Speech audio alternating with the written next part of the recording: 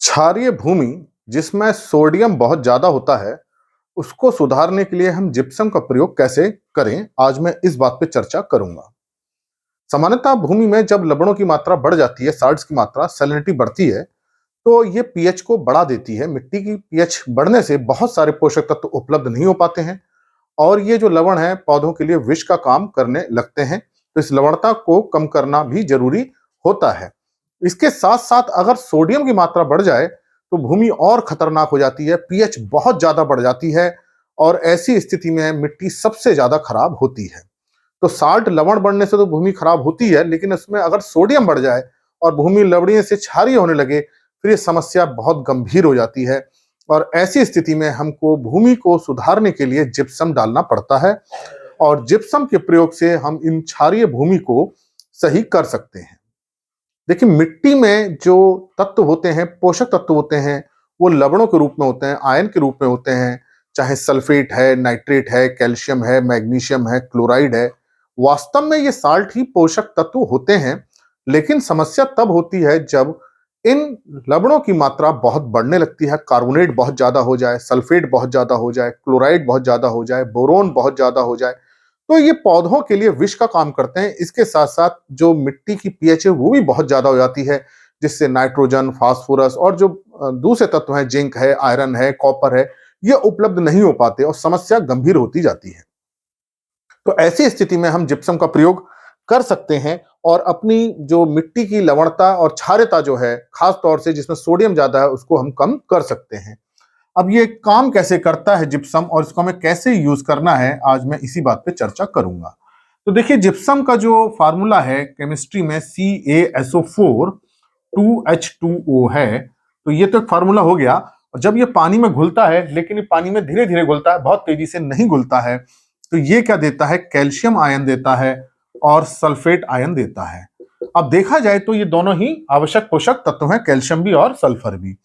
अब ये काम कैसे करेगा, जो मिट्टी के जो कण हैं, मिट्टी के कणों पे ही सारे पोषक तत्व होते हैं, या हम कह सकते हैं साल्ट होते हैं, और फिर ये मिट्टी के सॉल्यूशन में आ जाते हैं और पीएच को बढ़ाते हैं। अब मान लीजिए कि इन पे बहुत ज्यादा साल्ट आ गया है, सोडियम आ गया है, सोडियम बहुत ज्यादा हो गया है।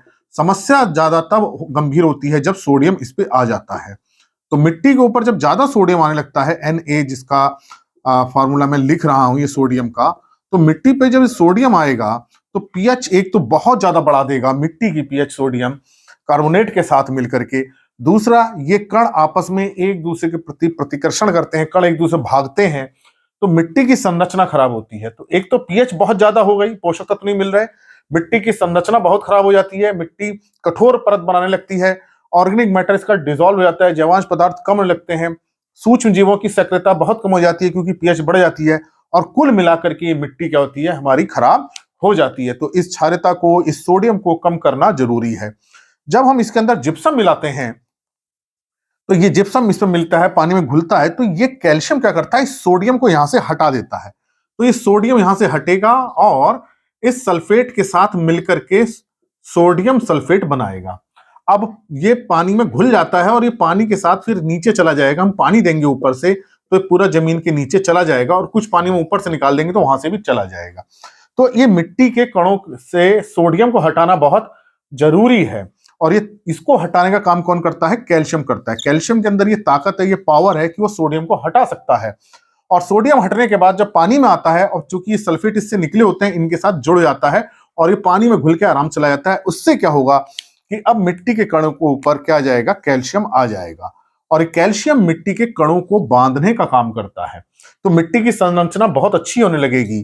फिर ये कैल्शियम माइक्रोबियल एक्टिविटी, जो सूक्ष्म जीव है उनकी एक्टिविटी को बहुत अच्छा करता है।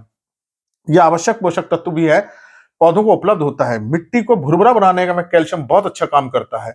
मिट्टी की पीएच को थोड़ा कम करेगा, जो पहले ज्यादा जा रही थी थोड़ा सा और कम करेगा, तो पोषक तत्व की उपलब्धता बढ़ने लगेगी। तो सोडियम के जितने अवगुण थे वो कैल्शियम ने उसको दूर कर दिए, इसलिए जिप्सम बहुत अच्छा काम करता है। तो जिप्सम के प्रयोग से हम अपने खेत के जो क्षार हैं उसको खत्म कर सकते हैं, लवणता में कमी आ सकती है।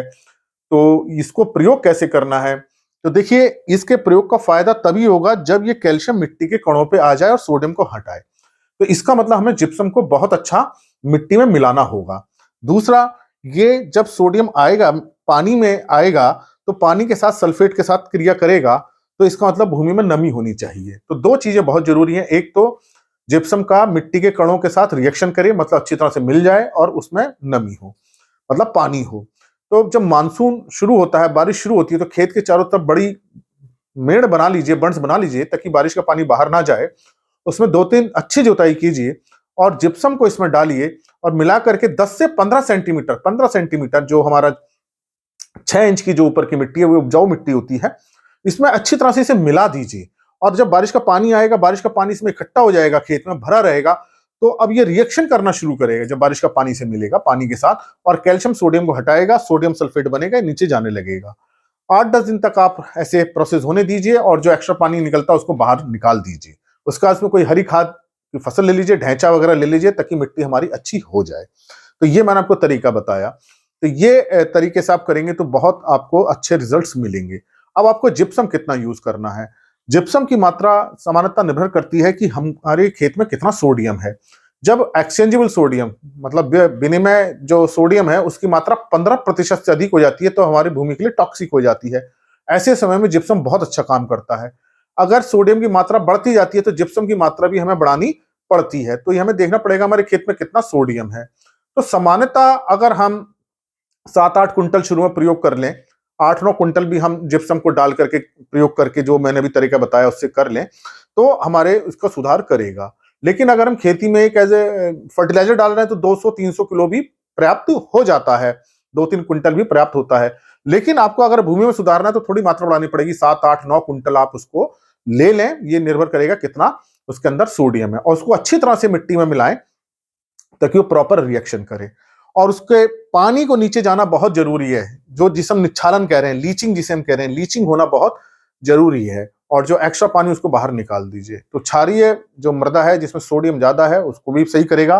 लवण जो ज्यादा हो रहे हैं, उन लवणता को भी कम करेगा। तो हम जिप्सम का प्रयोग करके अपनी जो मिट्टी जो खराब हो रही है, सख्त हो रही है, बंजर हो रही है, ऊसर हो रही है, उसको हम बचा सकते हैं। और इसके करने के बाद आपको जैवांश पदार्थ ही मिलाना है। इसके लिए आप हरी खाद का प्रयोग करें, हरी खाद लगा लें। मतलब इसको सुधारने के बाद जिप्सम डालने के बाद हरी खाद लें, ढैंचा वगैरह की, और उसकी पलटाई कर दें, तो ऑर्गेनिक मैटर भी अच्छा मिल जाएगा। तो भूमि में बहुत अच्छे रिजल्ट्स आपको देखने को मिलेंगे। आशा है मेरी बात आपकी समझ में आई होगी, किस तरह से हम जिप्सम का प्रयोग करके अपनी बंजर होती जमीन को बचा सकते हैं और अच्छा उत्पादन ले सकते हैं। इन वीडियोस को ज्यादा से ज्यादा लोगों के साथ शेयर करें, ताकि उनको भी इसका लाभ मिल सके। और कृषि किसान प्लेलिस्ट देखिए, जो मैंने विशेष रूप से किसान भाइयों के लिए बनाई है। और अगर चैनल सब्सक्राइब नहीं किया है तो सब्सक्राइब कीजिए। धन्यवाद।